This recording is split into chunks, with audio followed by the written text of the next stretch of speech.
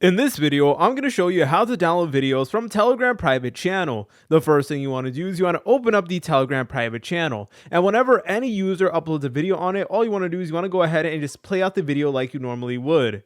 Then once you're done with that, all you want to do is you want to exit out. Then go to the App Store or the Google Play Store, depending on whether you're on iOS or an Android device. And then the application we're going to be looking for is called ziCarver like so. So go ahead and just press on it like so. It is completely for free and it basically allows you to see all the different files on your device and stuff like that. So once you're done with that, go ahead and press on open. Once you're over here, it may make you like log in or something like that, but all you want to do is you want to press on the folder that is called Android. Then we're going to go ahead and select on data. From here, go to the search bar at the very top and then just look up Telegram just like so.